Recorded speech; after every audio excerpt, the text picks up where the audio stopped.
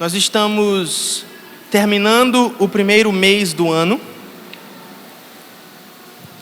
E nós falamos nesse primeiro mês sobre a nova mente, sobre a renovação da mente, aquilo que também é conhecido como uma metanoia, ou uma mudança radical de pensamento, uma mudança radical de estilo de vida, uma volta pelo caminho que se tomou até o início. Uma volta até o início do caminho que se tomou, melhor dizendo. E hoje nós iremos falar sobre um assunto que, particularmente dentro dessa série, é o assunto que mais me traz prazer. Hoje nós iremos falar sobre igreja. A frase que eu começo a mensagem de hoje é a seguinte frase: nós precisamos ser igreja do jeito bíblico. Nós precisamos ser igreja do jeito bíblico. E viu, você vê aí esse slide todo bonito, né? Meus irmãos, durante 2 anos eu fazia os meus próprios slides. E eu estava orando para Deus mandar alguém para fazer os meus slides. E Deus mandou o João. Então, eu não estou tendo mais que fazer slide, irmãos. Isso é uma coisa muito maravilhosa. Como Deus faz, né? Mas nós precisamos ser igreja do jeito bíblico. Porque a Bíblia define o que é a igreja, de acordo com as palavras do nosso próprio Senhor Jesus, de acordo com o ensino apostólico, de acordo com a metanarrativa bíblica, de acordo com tudo que nós aprendemos no Antigo Testamento e no Novo Testamento, especialmente no Novo Testamento. Nós precisamos ser igreja do jeito bíblico. Então, nessa série, nas 3 primeiras mensagens, nós falamos sobre o nosso próprio coração. Então, nós aprendemos que se nós recebermos as bênçãos de Deus, mas o nosso coração não pertencer a Deus, nós transformamos essas bênçãos em maldição. A ilustração que eu usei é de você receber uma bênção de Deus e ir comemorar com o inimigo. Quantas pessoas você conhece que fazem isso? Isso é um problema, não é verdade? Você recebe as bênçãos de Deus, mas você vai comemorar com os ídolos. Então nós falamos sobre o nosso próprio coração. Nós falamos sobre o nosso próprio relacionamento com Deus. Nós falamos sobre a necessidade de nós querermos as coisas que Deus quer. Nós falamos sobre a necessidade de nós conhecermos o coração de Deus, tal qual esse coração é revelado na sua palavra.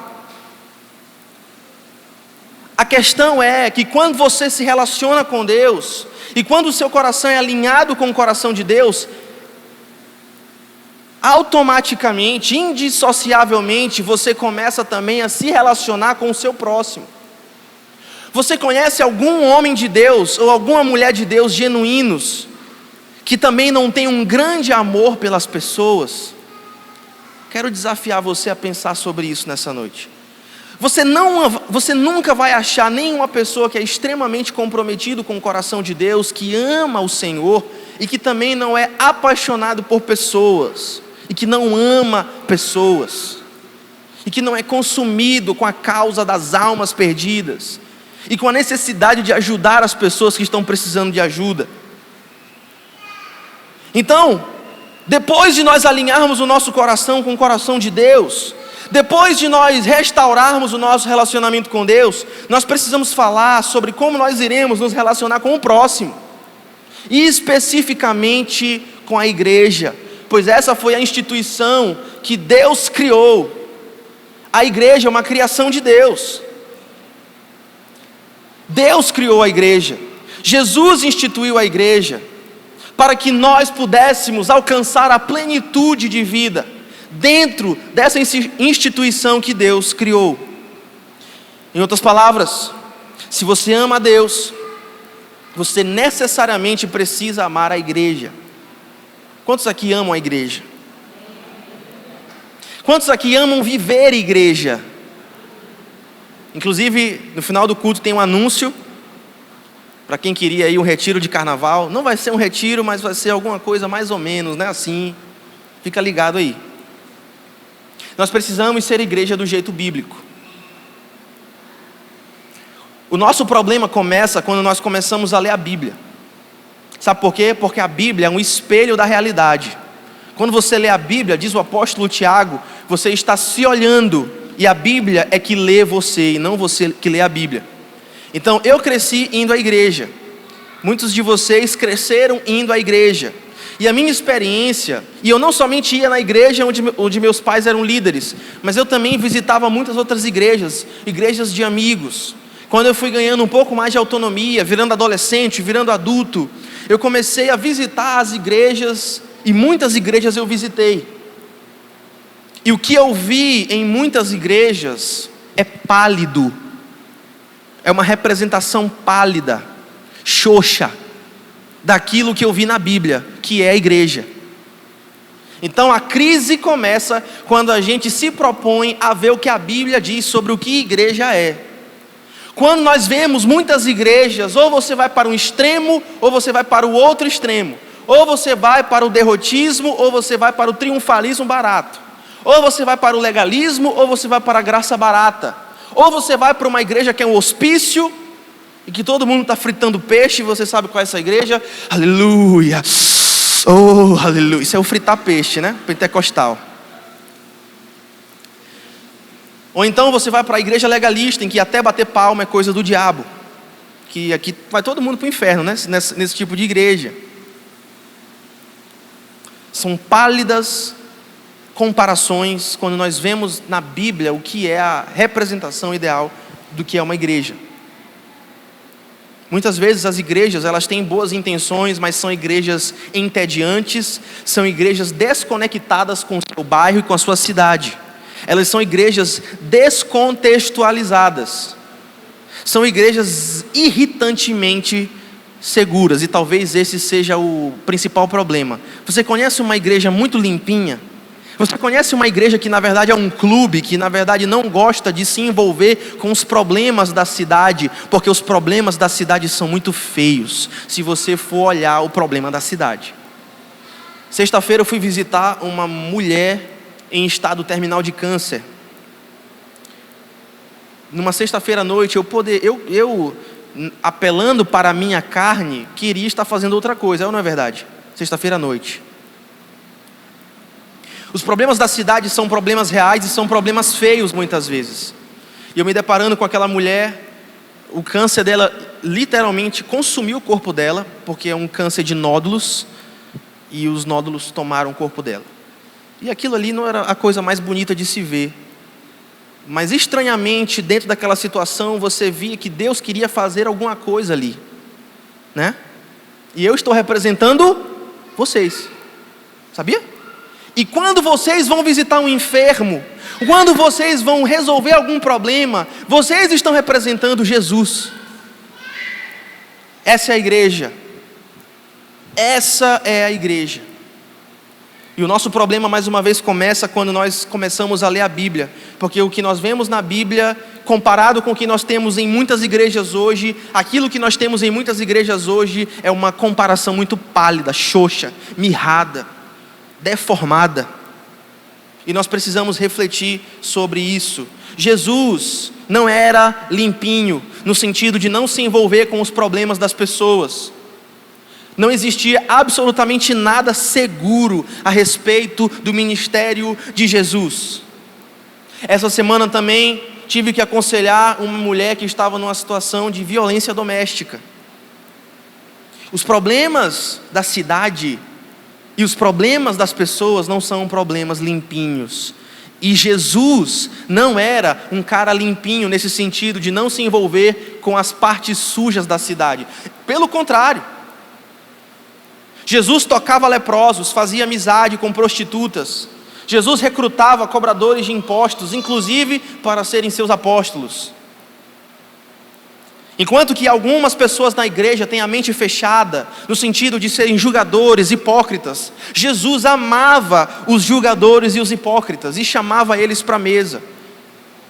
Jesus comia com estelionatários e com trambiqueiros. Jesus tocava as prostitutas e trazia elas para a sua rede de cuidado. Obviamente que confrontando o seu pecado, mas amando-as incondicionalmente. Jesus recebia aqueles que a religião hipócrita, e não a religião verdadeira, Jesus recebia aqueles que a religião hipócrita rejeitava. O problema começa quando nós começamos a ler a Bíblia e quando nós percebemos o que a Bíblia diz que deve ser a igreja. A igreja moderna empalideceu, está pálida, está precisando de uma injeção de renovo, uma visitação sobrenatural do Espírito Santo de Deus. Hoje mesmo eu estava ouvindo uma conversa entre dois pastores e um deles deu uma excelente definição sobre o que é um avivamento. E ele disse que o avivamento é quando Jesus cansou de ser mal representado pela igreja e ele mesmo tem que descer para se apresentar para as pessoas. Essa é uma definição muito boa do que é avivamento. As pessoas entram numa visão deturpada do que deve ser a igreja, e Jesus tem que vir visitá-las e renová-las, e dizer para elas: vocês estão no caminho errado, eu nunca disse para vocês fazer a igreja desse jeito. O problema começa quando nós começamos a ler a Bíblia, e a nossa igreja, e muitas outras igrejas empalidecem, e ficam necessitando de um renovo e uma visitação sobrenatural de Deus. Foi exatamente por isso que aproximadamente 3 anos atrás, em um domingo, dia 1º de agosto de 2021, nós nos reunimos, cerca de 25 a 30 pessoas, para iniciar uma igreja que honra a Jesus, que não tem medo de se sujar e de se envolver com a vida não tão limpa das pessoas da cidade. Amém? Onde todos são bem-vindos. E eu digo isso literalmente. Alguns meses atrás, nós recebemos aqui na nossa congregação 2 homossexuais, que estavam nas suas roupas de homossexuais e que se sentaram nos nossos bancos. E eu quero que nós tenhamos sido uma boa representação de Jesus para essas 2 pessoas. É ou não é verdade? Porque senão Jesus vai ter que descer e se mostrar para elas, e nós vamos ficar de fora. Eu poderia dar outros exemplos. Já recebemos aqui na igreja também pessoas em estado de câncer terminal, ou pessoas enfermas, ou pessoas com outros tantos problemas conjugais e de relacionamento. 3 anos atrás nós nos reunimos. Essa foi a nossa primeira reunião na casa do Márcio e da Max. E nós queremos iniciar, quisemos iniciar naquela época uma igreja que honra Jesus, onde de fato todos são bem-vindos e Deus tem dado crescimento. A nossa missão, além disso, é levar as pessoas a crescerem em um relacionamento com Jesus. Pois Jesus não veio para condenar o mundo, mas para salvá-lo. Muito embora muitos se percam, a grande maioria da humanidade no final da história será redimida por causa do poder invencível do Evangelho. Agora vamos para o nosso texto. Vamos para o nosso texto. O texto mais conhecido ao se falar de igreja e falar de grupos pequenos ou falar de discipulado. Atos capítulo 2, versículos 42 a 47.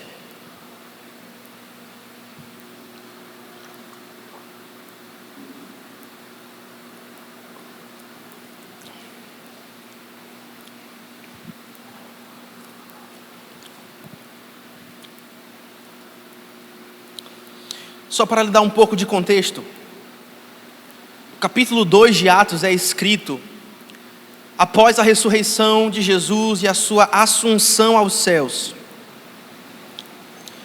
Naquele dia, Pedro pregou para 3.000 pessoas, e 3.000 pessoas receberam a mensagem do Evangelho e foram maravilhosamente salvos. No primeiro dia da sua existência, a igreja de Jerusalém já começou como uma mega igreja, como uma igreja gigante. Para as pessoas que são críticas das igrejas grandes, deixa eu te dizer uma coisa: a primeira igreja que foi instituída na face da terra era uma mega igreja. Porque Jesus não tem problema com números. Jesus tem problema com uma má representação da igreja. Jesus tem problema quando aquelas que se dizem igreja não representam aquilo que Jesus disse que uma igreja é. Então vamos ler Atos capítulo 2, dos versos 42 até o verso 47. Todos se dedicavam de coração ao ensino dos apóstolos, à comunhão, ao partir do pão e à oração. Havia em todos eles um profundo temor, e os apóstolos realizavam muitos sinais e maravilhas. Os que criam se reuniam num só lugar e compartilhavam tudo o que possuíam. Vendiam as suas propriedades e bens e repartiam o dinheiro com os necessitados.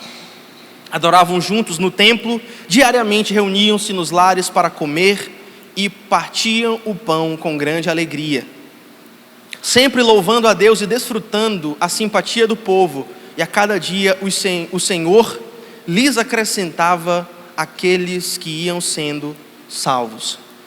Essa representação é uma representação da antessala do céu. É uma representação que deixa o nosso coração muito quentinho. É uma representação da igreja do jeito que Jesus sonhou que a sua igreja fosse. Nós vemos várias virtudes nesse texto que todas as igrejas devem replicar. O problema começa quando nós começamos a ler a Escritura e quando nós começamos a perceber que aquilo que nos rodeia na nossa cultura é uma igreja completamente diferente dessa igreja de Atos capítulo 2. Deixa eu ler para você como seria esse versículo se ele estivesse descrevendo alguma igreja ou a maioria das igrejas que nós vemos hoje. Todos se dedicavam ao conforto deles. Felicidade, metas pessoais, sonhos e lista de desejos. Isso aqui é o versículo reescrito, né? Se estivesse descrevendo a maioria das igrejas que nós vemos hoje. Poucas pessoas realmente notavam os cristãos porque eles se concentravam em si mesmos. Muito poucos dos crentes estavam juntos e quando estavam, brigavam por coisas estúpidas. Nós vemos isso acontecer todo dia nas igrejas. Se vendiam algo, usavam o dinheiro para comprar algo melhor para si mesmos. Diziam amar a Deus, mas nem mesmo amavam uns aos outros. Essa é a representação de muitas igrejas. Então sentiam-se vazios, sozinhos e deprimidos. E como resultado, a maioria das pessoas não gostava deles. E muito poucas pessoas e muito poucas vidas eram transformadas. Esse seria Atos 2, 42 a 47 na versão moderna. Obviamente, meus irmãos, que Deus tem algo melhor para a sua igreja. Deus não quer que nós sejamos como essa representação caricata que eu acabei de ler. Deus e Jesus querem que a sua igreja seja como a igreja de Atos de fato. Atos capítulo 2, dos versos 42 e 47. Deus quer que nós tenhamos uma nova mente, uma mente renovada, que entende o que é a igreja e como a igreja deve ser. A partir disso, nós queremos ser uma igreja com 3 características, baseado nesse texto. E nós iremos ver a partir de agora. Em primeiro lugar, nós queremos ser uma igreja intensamente dedicada. Nós queremos ser uma igreja intensamente dedicada. Leia o versículo 42. Todos se dedicavam de coração aos ensinos dos apóstolos, à comunhão, ao partir do pão e à oração. Você tem aqui resumido o que é a vida da igreja: ensino, pregação da palavra, em outras palavras, discipulado, comunhão, partir do pão e o ministério da intercessão, ou ministério da oração. Isso é a igreja resumida. Todas as atividades que nós fazemos enquanto igreja, elas poderiam ser resumidas nessas 4 expressões: ensino, comunhão, partir do pão e oração. Qualquer outra coisa que se arroga a igreja, que se autodefine enquanto igreja, mas que não segue aquilo que é proposto em Atos capítulo 2, versículo 42, ensino, comunhão, partir do pão e oração, não pode ser considerada igreja. Igreja é ensino apostólico, comunhão, partir do pão e oração. Agora, Aprofundando um pouco mais no texto, uma das palavras mais importantes desse texto é a palavra que é traduzida por dedicavam. Todos se dedicavam. É a palavra proscartério, palavra grega, proscartério. Essa palavra grega significa viver num estado de perseguição implacável, busca constante, esforço, persistência, obstinação. É aquele camarada que não desiste, ele não vai ceder enquanto ele não alcançar aquele objetivo. Em outras palavras, o que Lucas, ao escrever Atos, quer dizer aqui, é que aqueles irmãos, eles perseguiam o seu objetivo com grande vigor, como uma busca implacável, uma busca persistente. Eles tinham um alvo, eles eram obstinados para alcançar esse alvo. E qual era esse alvo? Viver igreja, porque o texto nos diz que eles se dedicavam, eles proscartério, à oração, ao ensino dos apóstolos, à comunhão e ao partir do pão. Em outras palavras, quero te perguntar nessa noite, você tem se dedicado para viver igreja? Você tem proscartério, você tem se esforçado, você tem perseguido esse alvo de viver a igreja? Porque o modelo que Jesus estabeleceu de como deve ser vivida a igreja é um modelo onde nós devemos perseguir ser igreja e viver a igreja. Ensino, vamos quebrar isso em microsessões. Você tem buscado incessantemente o ensino apostólico, você tem buscado incessantemente a oração, você tem buscado incessantemente a comunhão com os irmãos, você tem buscado incessantemente o partir do pão, ou você tem sido um crente domingueiro, um crente que encara a igreja com uma mentalidade de clientelismo, onde você dá a sua mensalidade, que é o dízimo, e você recebe benefícios por isso que você paga. Jesus não quer que nós sejamos pessoas com essa mentalidade de clientes. Jesus quer que nós proscartério, que nós nos dediquemos à vida da igreja. Jesus quer que nós nos dediquemos ao ensino apostólico. Nós devemos ser os primeiros a querer saber o que Deus tem a dizer. Nós devemos ser os primeiros a querer saber aquilo que Deus tem para nós através da sua palavra. Nós devemos ser os primeiros que querem estar em comunhão com os irmãos, porque é melhor um dia na casa de Deus do que 1000 em outro lugar. Proscartério. Todos nós temos um proscartério. Todos nós nos dedicamos a alguma coisa. Todos nós nos dedicamos a algum objetivo. Mas o objetivo maior da nossa vida não deve ser nenhum desses. Filhos, carreira. Muitos se dedicam, muitos proscartério ao sucesso financeiro. Muitos se dedicam à consecução da sua casa, comprar a casa própria. Muitos se dedicam às férias dos sonhos. Muitos se dedicam a comprar o ingresso da Taylor Swift. Muitos se dedicam a comprar o ingresso daquele artista que você quer muito ver. Muitos se dedicam a criar bons filhos, e não que isso não seja uma boa motivação, mas não é a motivação mais importante. Desculpa dizer isso para você hoje, né? O que é aquilo para o que você se dedica? Jesus quer que nós sejamos uma igreja intensamente dedicada. Proscartério. Você é um cristão intensamente dedicado?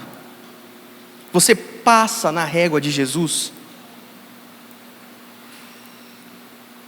Deus quer que nós sejamos como os primeiros cristãos, porque eles não eram casuais.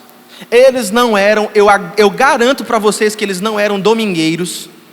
Eles não eram cristãos culturais, que se professavam cristãos, mas que não viviam como cristãos. Pelo contrário, os cristãos que são relatados nesse texto que nós acabamos de ler, eram cristãos totalmente comprometidos, totalmente dedicados. Eles apostavam a sua pele, eles tinham a pele em jogo. Eles colocavam o seu dinheiro, eles eram comprometidos com a causa de Jesus. Então, em primeiro lugar, Deus quer que nós sejamos uma igreja proscartério, intensamente dedicada. Mas em segundo lugar, Jesus também quer que nós que somos a sua igreja, sejamos também irracionalmente generosos. E por que eu digo irracionalmente generosos? Se tudo que você tem é 10 reais, você doaria esses 10 reais para a obra de Deus? Muitos diriam que isso seria uma irracionalidade ou uma irresponsabilidade. Mas deixa eu te dizer uma coisa. Não é um e nem dois exemplos no Novo Testamento que falam a respeito desse tipo de fé irracional. Você tem um exemplo, por exemplo, que o próprio Jesus narra como um exemplo da viúva. Quem lembra do exemplo da viúva? Ela deu tudo o que tinha. E os irmãos de Jerusalém eram irmãos ricos? Sim ou não? Os irmãos de Jerusalém eram irmãos ricos, gente? Sabe por que eu digo que não? Porque em Atos capítulo 6, eles instituem uma comissão para buscar recursos para os irmãos pobres de Jerusalém. Mesmo assim, Atos capítulo 2 vai dizer algo a respeito dos irmãos de Jerusalém, que eram pobres. Eles eram pobres, mas eram irracionalmente generosos. Nós acabamos de ler que eles eram isso. É ou não é verdade? Nós acabamos de ler que eles davam tudo, aquilo que tinham, vendiam aquilo que tinham e compartilhavam com a obra de Deus. Devemos ser uma igreja irracionalmente generosa. Veja o versículo 44 e 45. Os que criam, vocês estão falando de novos convertidos aqui. É uma igreja que em um dia ganhou 3.000 novos membros. Os que criam, aqueles que chegavam, eles se reuniam num só lugar e compartilhavam tudo o que possuíam. Não somente dinheiro, mas recursos de tempo, investimento do seu esforço e da sua profissão. Eles vendiam propriedades e bens e repartiam o dinheiro com os necessitados. Sabe qual é o resultado disso? Se você pula 2 capítulos, em Atos capítulo 4, versículo 33 e 34, você lê o seguinte: com grande poder, os apóstolos davam testemunho da ressurreição do Senhor Jesus, e sobre todos eles havia grande graça. Entre eles, não havia o quê? Não havia o quê? Necessitados. Entre eles não havia necessitados. Com grande poder, os apóstolos davam testemunho da ressurreição de Jesus e sobre eles havia grande graça. Entre eles não havia necessitados. Em Jerusalém, meus irmãos, a última coisa que o governo queria era ajudar os crentes. Você já viu algum crente dizendo que é o Estado que tem que ajudar os pobres? Já? O Estado tem que ajudar os pobres, irmãos? Esse é o papel principal do Estado? De quem é o papel principal de ajudar os pobres? Hein? Da igreja. Sabe por quê? Porque em Jerusalém, a última coisa que o governo queria era ajudar os crentes. Se você passa alguns anos, eles estão cortando a cabeça dos crentes. Isso para mim não parece uma ajuda, né? Eles estão queimando os crentes na árvore. Eles estão jogando os crentes para os leões. O trabalho do Estado não é esse.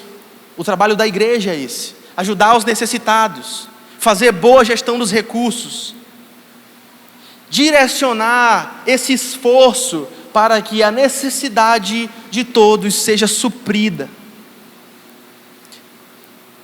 E você vai ver agora essas cestas que nós temos aqui. Isso aqui é só exemplificativo, tá, irmãos? Daquilo que, pela graça de Deus, nós temos conseguido fazer mês após mês. Isso aqui é o básico do básico do básico. Isso aqui é o básico do básico do básico. Inclusive, semana que vem tem ceia, no próximo domingo, e todos os grupos de comunhão, muito embora estejam ainda no período de recesso, devem se mobilizar para trazer os itens da cesta básica. E pela graça de Deus nós temos conseguido essas cestas, porque nós somos irracionalmente generosos. Se você perguntar para alguém da administração financeira da igreja, temos sim desafios financeiros, mas nós não vamos reclamar, pelo contrário, quanto mais nos falta, mais nós vamos doar. Se você tem uma conta de energia que precisa ser paga, fale conosco. Se você tem uma conta de água que está atrasada, fale conosco. Se você tem algum problema jurídico, que você não tem condição de pagar um advogado, e você não quer passar estresse na defensoria pública, ou então em algum escritório escola, fale conosco. Nós somos irracionalmente generosos, mesmo que racionalmente esteja faltando para nós. Porque nós sabemos que isso é apenas representar Jesus da forma correta. Amém? E nós temos conseguido, pela graça de Deus, beneficiar algumas famílias. E o Veloso me mandou essa mensagem 2 semanas atrás, do mês passado. Ele diz assim: bom dia, amados. Distribuição e entrega das cestas concluídas. Os irmãos que receberam. Vamos contar juntos quantos irmãos receberam? Sendo que tem mais, tá? Não só foram apenas essas famílias que receberam. Vamos contar quantas famílias estão sendo diretamente impactadas na sua feira por causa do trabalho da igreja. Vamos lá? 1, 2, 3, 4, 5, 6, 7, 8, 9, 10, 11, 12. E tem mais. Isso aí porque já ficou atrasada essa lista aí.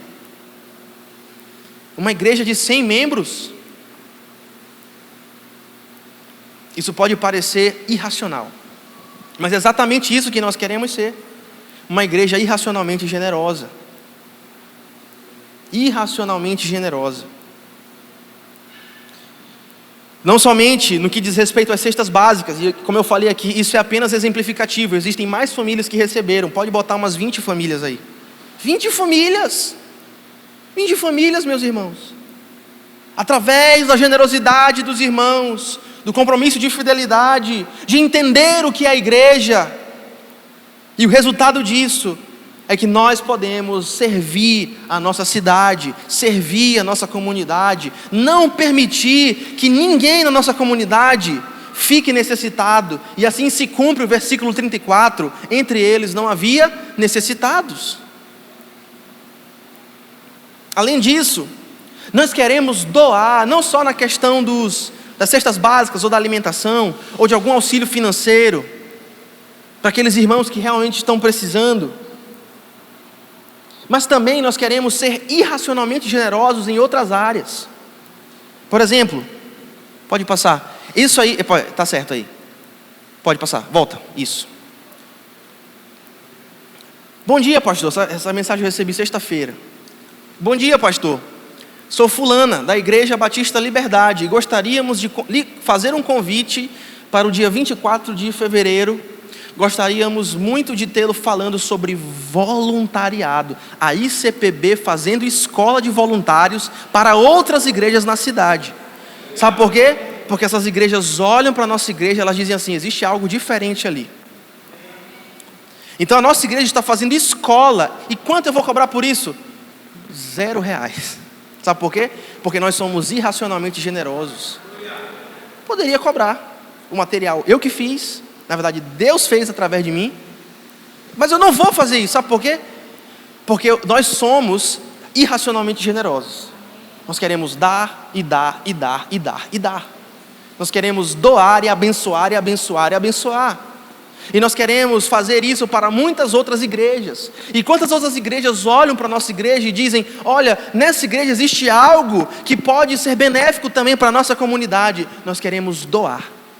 Alguns outros plantadores de igreja aqui de São Luís também já falaram comigo. E nós estamos disponibilizando de graça os nossos materiais, os nossos documentos de formação e de organização institucional e administrativa. Nós estamos dando tudo de graça. Absolutamente tudo de graça. Nós estamos dando os materiais das nossas séries, os esboços da pregação, nós estamos dando tudo. Amém? Sabe por quê? Porque nós somos o quê? Irracionalmente generosos. Amém? Pode passar. Também veio essa galerinha ali, ó. Isso é o que nós fazemos enquanto igreja. Lideraremos o caminho com uma generosidade irracional. Igrejas grandes, meu irmão, não estão fazendo isso que nós estamos fazendo. Igrejas com muitos mais recursos que nós não estão fazendo o que nós estamos fazendo. Nós vamos liderar esse caminho de generosidade. Amém? nós iremos liderar, nós seremos vanguardistas nessa prática. Existem igrejas que não sabem gravar um disco, não sabem gravar suas próprias músicas, não sabem o caminho das pedras. A nossa igreja, com 2 anos, com 100 membros, já gravou o próprio disco, vai sair nas próximas semanas. Somente Deus faz isso. Nós somos irracionalmente generosos. Se alguém pede ajuda, nós damos essa ajuda. Inclusive, pessoas de longe vêm aprender conosco, porque elas sabem que aqui acharão algo que poderão usar para a glória de Deus.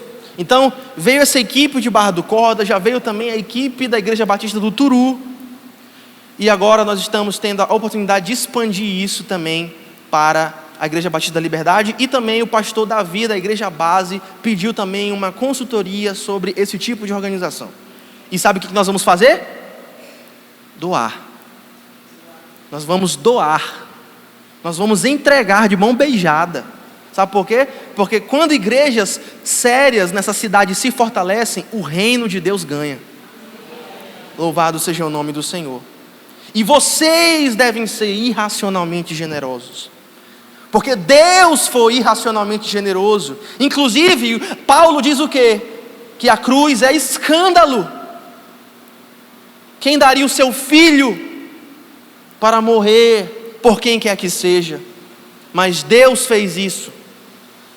E a sua entrega foi irracional. Irracional para o mundo, né? Mas para a glória de Deus, Ele o fez.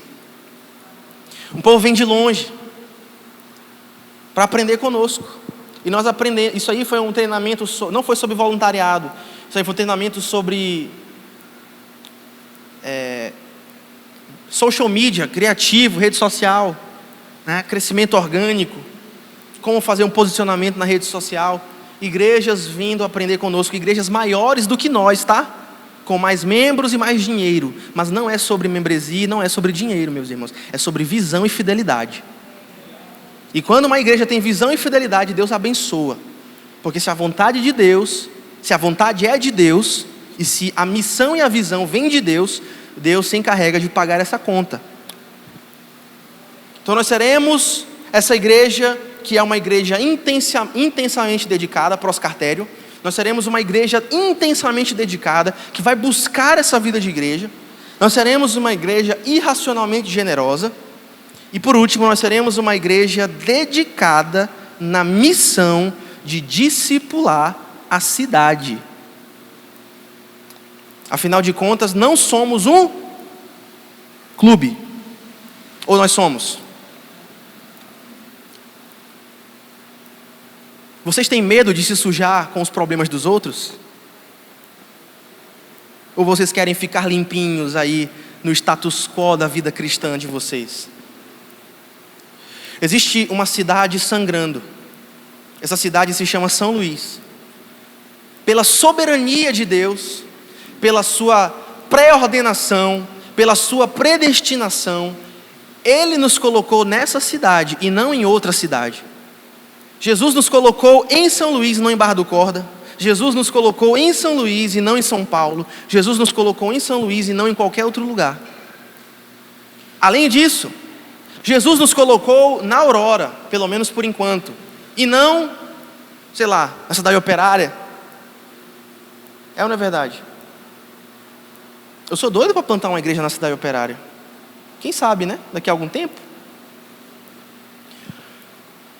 Irmãos, nós devemos ser completamente dedicados, proscartério, na missão de discipularmos a cidade. Existe uma cidade sangrando que precisa de bálsamo. E nós temos esse bálsamo para entregar para a cidade. Veja em Atos, novamente, o versículo 47 agora. Louvando sempre a Deus e desfrutando a simpatia de todo o povo. Existia uma penetração cultural da igreja na cidade. Eu vou repetir. Existia uma penetração cultural da igreja na cidade. Existia uma influência da igreja na cidade. Eles eram tão benéficos culturalmente, economicamente. Vou repetir. Vocês precisam entender o que eu estou querendo dizer, meus irmãos. A igreja era tão benéfica para a cidade, Os irmãos eram donos de negócios, funcionários públicos, eram donos de pequenos comércios, eles eram funcionários de outros negócios, mas eles eram tão ativos, influentes, eles exerciam uma influência tão grande na cidade que eles desfrutavam da simpatia do povo, mesmo com o governo querendo sabotá-los. Esse é o nível de influência que nós queremos. Inclusive isso está documentado na nossa visão: resgatar e equipar para influenciar e inspirar. Nós queremos influenciar a cidade, nós queremos estar na casa das pessoas, nós queremos ter uma penetração digital através das nossas redes sociais. A nossa música, ela não é somente uma música para o culto corporativo, muito embora esse seja a principal função dela. Nós queremos que a nossa música entre na casa das pessoas. É por isso que nós fazemos música, é uma estratégia. Por isso que nós gastamos dinheiro com isso, sabe por quê? Porque, meu irmão, se eu gasto R$1 milhão para entrar na casa de uma pessoa e ela ser transformada pelo Evangelho, para mim está de bom tamanho. É ou não é verdade? Existe valor uma alma? Existe? Nós queremos entrar na vida das pessoas, nós queremos influenciar as pessoas para que possamos discipular a cidade. São Luís, meus irmãos, é nossa responsabilidade. Não pense que a gestão que vai tomar posse agora, a partir da eleição desse ano, é que vai resolver o problema da ilha. Quem vai resolver o problema da ilha é a igreja, como sempre foi na história da humanidade e na história da redenção. Nesses 2 últimos 1000 anos da história do cristianismo, quem fundava universidades eram os crentes. Quem lutavam as guerras para a liberdade das pessoas eram os pastores. Nos últimos 2000 anos de história, quem moveu o progresso da humanidade foram os servos de Deus. Quem ensinou a Europa a ler foram os pastores, empoderados e influenciados por Martinho Lutero. A tecnologia invadiu o nosso mundo por causa de Deus usando a sua igreja. É exatamente por isso que nós queremos discipular a cidade. Os crentes de Jerusalém, eles eram dedicados a discipular Jerusalém. E foi por isso que a igreja cresceu. Em 25 anos, dizem historiadores, a igreja foi para o número de 50 mil pessoas. Em 25 anos. No primeiro dia da sua existência já contava com 3 mil. Em 25 anos a igreja foi de 3 mil para 50 mil pessoas. Dizem os historiadores também que não existia apenas uma localidade de encontro, fora as reuniões nas casas, mas existiam como se fossem congregações. Em outras palavras, a Bíblia aqui em Atos está dizendo para a gente até como a gente vai plantar a igreja. Em vez de fazer uma igrejona com 10 mil lugares, faz 10 igrejas, cada uma com 1000 assentos, né? E bota um pastor para cuidar lá. É ou não é verdade? Amém? Sempre louvando a Deus e desfrutando a simpatia de todo o povo, e a cada dia o Senhor lhes acrescentava os que iam sendo salvos. Pastor, qual é a base bíblica para dizer que nós devemos discipular a cidade? Mateus 24, 18 e 19 diz assim: Jesus se aproximou deles e disse: toda autoridade no céu e na terra me foi dada. A autoridade de Jesus está no céu e na terra. Infelizmente, muitos cristãos têm a visão errada de que o reino de Deus é apenas um reino espiritual e que ele não tem nenhuma ingerência naquilo que acontece aqui nesse plano ou na nossa realidade. Isso é completamente contraditório ao que nós lemos na Escritura. A Bíblia nos diz que o próprio Senhor Jesus testemunhou sobre a sua autoridade no céu e na terra. Portanto, vão e façam discípulos de todas as nações, batizando-os em nome do Pai, do Filho e do Espírito Santo. Versículo 20. Ensinem esses novos discípulos ao quê? Obedecer. Então, a nossa missão como igreja é ensinar para São Luís obediência. É exatamente por isso que a igreja não pode perder a sua voz profética, se envolvendo com escândalo, se envolvendo com politicagem, se envolvendo com qualquer outra coisa que possa tirar e tolher a sua voz profética. A igreja precisa ter autoridade para sempre continuar dizendo: assim diz o Senhor. Porque nós somos a consciência da cidade, em outras palavras. Você já parou para pensar nisso? Você, crente, é a consciência do teu trabalho. Você, crente, é a consciência da tua empresa. Portanto, vão e façam discípulos, ensinem esses novos discípulos a obedecerem a todas as ordens que eu lhes dei. Nós temos uma responsabilidade de ensinar para a cidade obediência. Nós precisamos dizer para os governantes: assim diz o Senhor. Nós precisamos dizer para os empresários: assim diz o Senhor. Nós precisamos dizer para outros representantes de outras esferas do campo civil: assim diz o Senhor, arrependa-se, se volte de todo o coração para o Senhor, abandone esse caminho de pecado e se volte para Deus. Ensinem obediência para a cidade, ensinem obediência para os discípulos, discipulem e façam esses discípulos em todas as nações. São Luís está no nosso raio de alcance. Podemos não mudar Brasília, podemos não mudar São Paulo, podemos não mudar grandes outros núcleos, mas eu tenho certeza que o mesmo Deus que está nos despertando aqui, está despertando crentes fiéis lá também. E nós precisamos ouvir o que Deus tem a dizer. Nós precisamos ensinar obediência para essa cidade. Agora, a questão que fica é: o que você tem feito para cooperar com esse objetivo?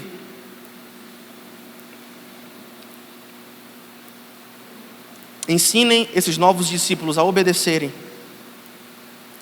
Façam discípulos de todas as nações. E que eles obedeçam todas as ordens que eu lhes dei. Então, meus irmãos, o que eu estou querendo dizer? A nossa igreja, ela deve ser uma igreja vibrante. A nossa igreja deve ser uma igreja intensamente dedicada. Deve ser uma igreja irracionalmente generosa. E deve ser também uma igreja sempre dedicada com a missão de discipular a cidade. Eu quero, meus irmãos, que vocês sejam influentes. Eu quero, meus irmãos, que vocês falem sem vergonha as virtudes daquele que chamou vocês das trevas para a sua maravilhosa luz. Quantos podem fazer isso? Quantos podem fazer isso? Sabe por que eu digo isso também? Porque o nosso caminho é melhor. Porque ou é Cristo ou é caos. É ou não é verdade? Ou é Cristo ou é o caos. Se Cristo não é Senhor, então boa sorte com os demônios, porque é isso que você vai ter. É ou não é verdade? Agora, se Cristo é Senhor, obedeça o que Cristo diz. Obedeça o que Cristo diz. E Ele é Senhor, porque toda a autoridade no céu e na terra lhe foi dada. O mundo já foi reconciliado. Nós somos os encarregados, como diz o apóstolo Paulo, do ministério da reconciliação. E é nós que vamos dizer para o mundo que ele já foi reconciliado e que as pessoas precisam se arrepender. Agora, o que nós podemos fazer como igreja? O que nós podemos fazer como igreja?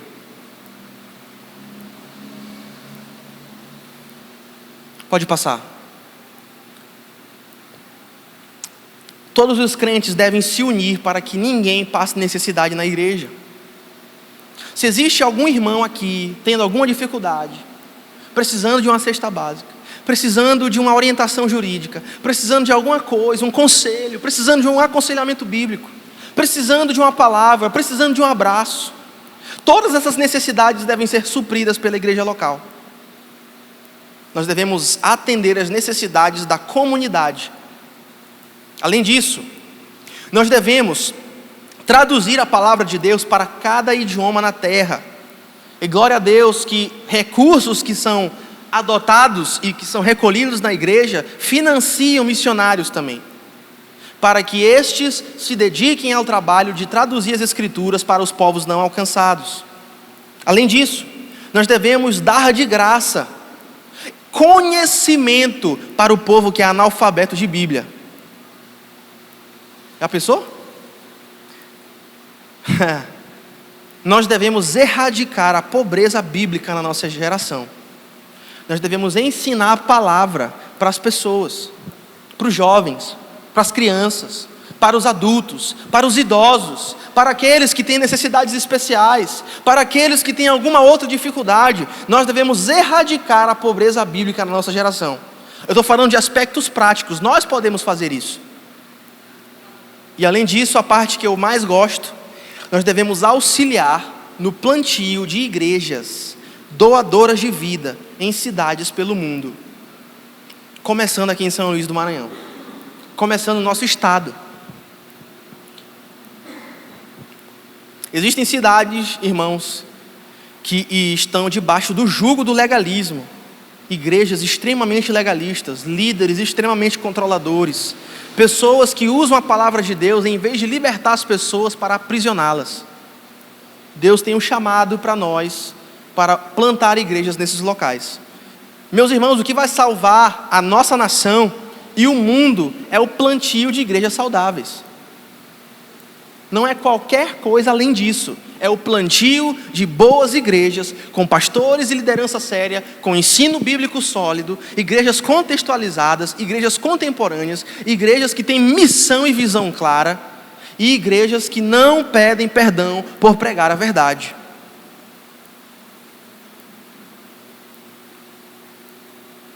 Jesus não derramou o seu precioso sangue para que a nossa igreja seja um clube, mas que nós sejamos a igreja que Ele sonhou ser representada e a igreja que Ele instituiu. Jesus quer que nós sejamos dedicados, proscartério. Jesus quer que nós persigamos o ideal bíblico do que é a igreja. Nos esforcemos, cansemos buscando isso. Romanos 12:11 diz assim: jamais sejam preguiçosos, mas trabalhem com o quê? Dedicação.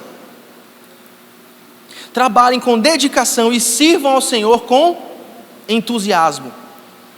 Jamais sejam preguiçosos. Você conhece crente preguiçoso? Hein?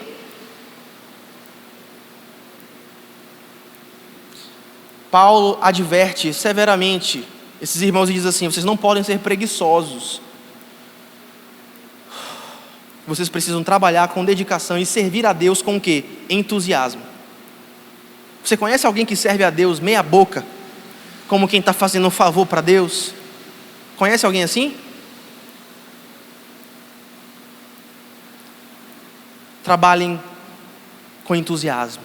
Se for para trabalhar, veste a camisa. Se for para servir, sirva com integridade. Mas você não tem a opção, porque Deus manda você servir.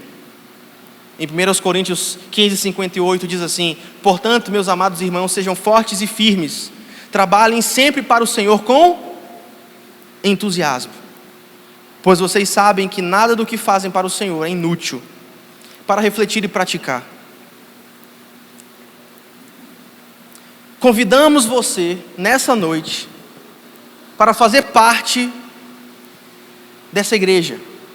Você que está me ouvindo, não olhe para o auditório e diga que tem poucas pessoas. Olhe o tanto de coisa que nós já estamos fazendo, inclusive servindo igrejas que são muito maiores e mais ricas que a gente. Porque eu já falei, não é uma questão de pessoas, ou de números, ou de dinheiro. É uma questão de visão e fidelidade. Então, não olhe e pense que você é pequenino. Não olhe e pense que você é limitado. Sim, você é limitado, mas o poder de Deus se aperfeiçoa na sua fraqueza. Então eu quero convidar para você fazer parte dessa igreja. Podemos não ser muitos, mas somos suficientes. E como diria John Knox, um com Deus é a maioria. Um com Deus é a maioria. Eu quero que você sirva na igreja. Eu quero que você lidere um grupo pequeno, um grupo de comunhão. Por que você ainda não lidera um grupo de comunhão? Por que você é medíocre no seu conhecimento bíblico? E aqui eu preciso falar duro com alguns de vocês, porque eu amo vocês. A coisa mais feia que existe é alguém que não se esforça para obter conhecimento e permanece para sempre como ignorante.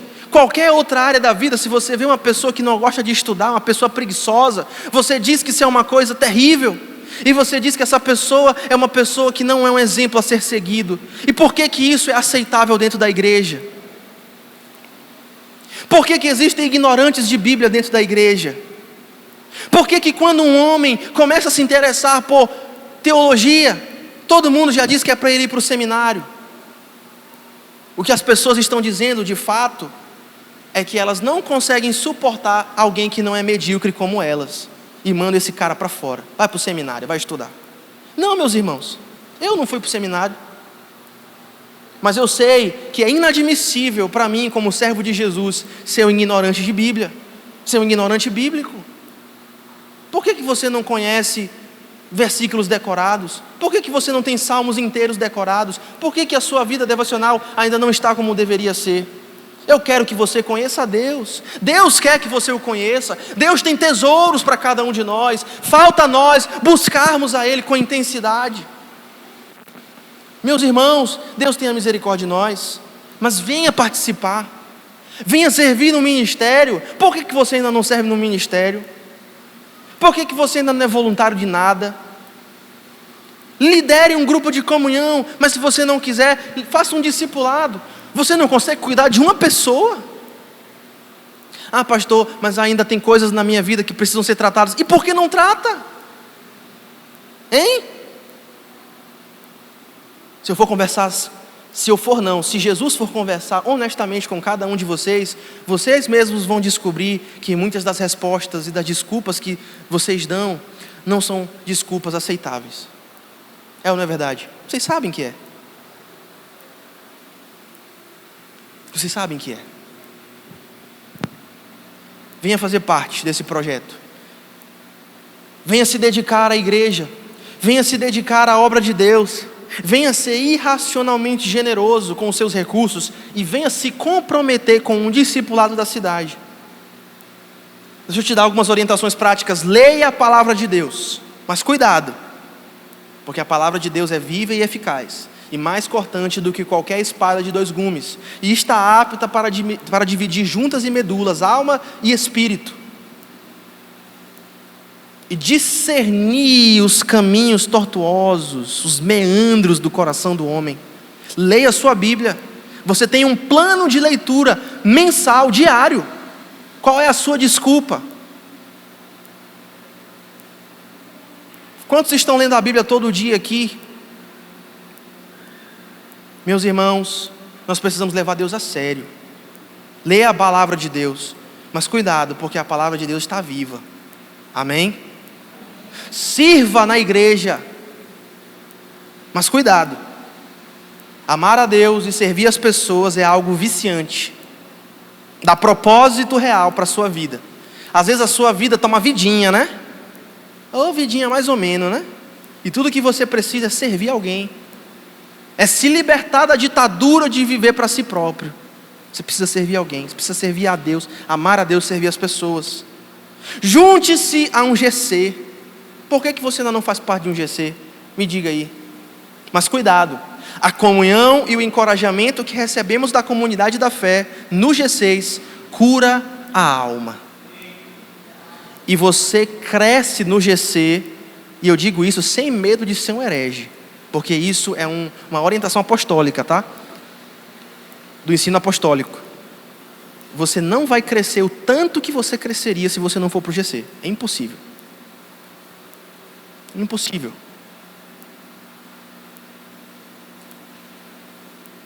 Além disso, seja irracionalmente generoso com seus dízimos e ofertas.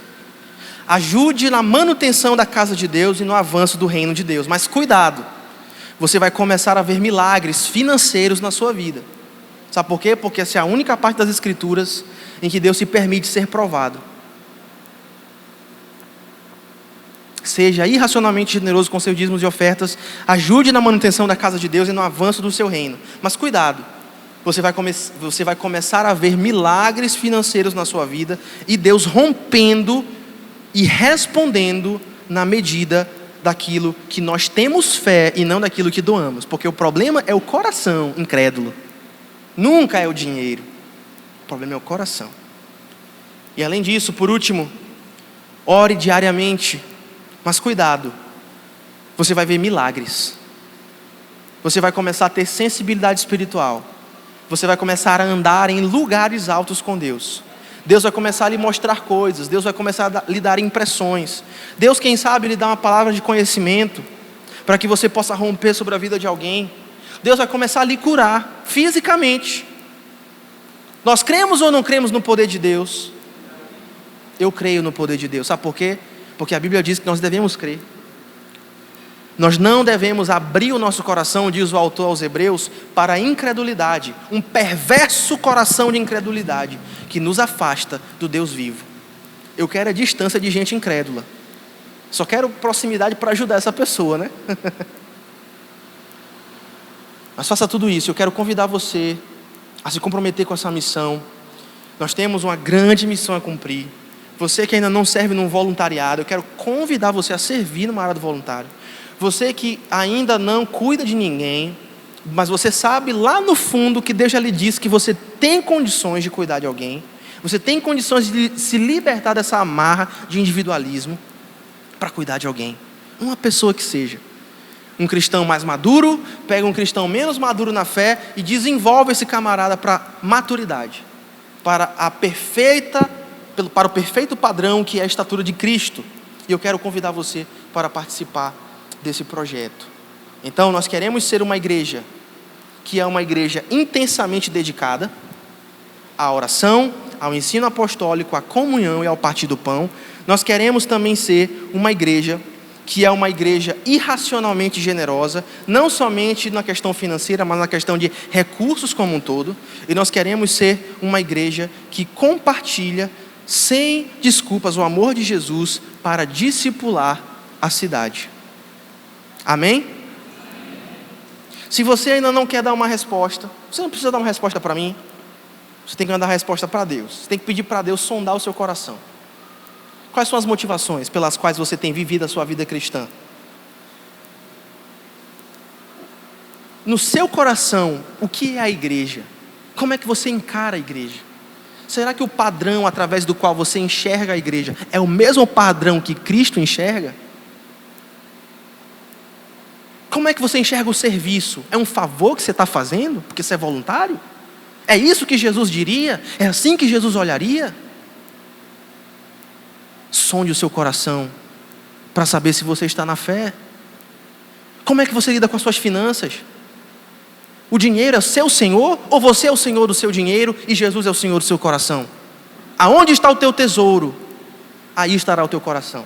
Muitos irmãos pedem a Deus bênçãos materiais, mas Lucas, inclusive está no e-book que eu dei para os líderes ontem, uma reunião abençoada. Tem um e-book sobre finanças que em algum momento eu vou disponibilizar para as pessoas. Lá é claro, o texto de Lucas, eu não lembro qual é o capítulo de Lucas, mas em um dos capítulos de Lucas ele diz: como é que vocês querem pedir para Deus bênçãos espirituais se vocês não conseguem lidar nem com o dinheiro de vocês? Já pararam para pensar nisso? Vocês não conseguem lidar nem com os recursos financeiros de vocês e pedem bênçãos espirituais.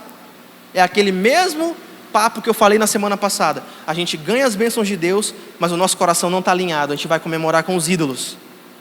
Mas Deus quer que nós saibamos lidar com as nossas finanças, porque isso é um demonstrativo para Ele, segundo a própria palavra de Deus, que nós sabemos lidar com bênçãos maiores. E eu quero que você discipule a cidade também.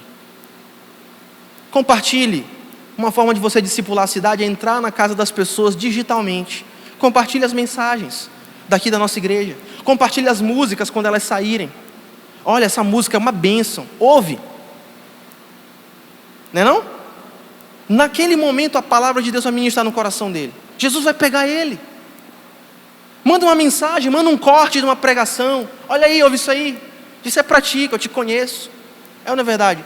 Discipule a cidade, faça alguma coisa. Vocês que são donos de negócios, usem a influência de vocês para ganhar pessoas para Jesus, para trazer pessoas para a nossa rede de cuidado. Eu garanto para você que ela na nossa rede de cuidado aqui na igreja é melhor do que ela estando em qualquer outro lugar. É melhor do que ela estando num ambiente tóxico muitas vezes do trabalho dela, da família dela.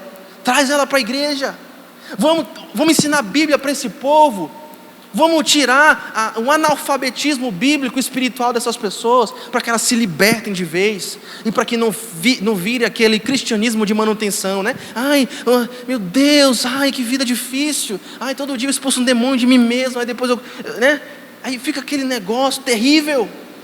Nós precisamos erradicar o analfabetismo bíblico da vida das pessoas, e nós veremos o romper que Deus fará na vida de cada uma delas, e Deus conta com cada um de vocês. Meus irmãos, quem tem ouvidos para ouvir, ouça o que o Espírito tem a dizer para a sua igreja. E se nós ouvirmos a sua voz, não endureçamos o nosso coração, mas que abramos o nosso coração com alegria, com humilhação, somente para a glória e expansão do reino de Deus. Amém?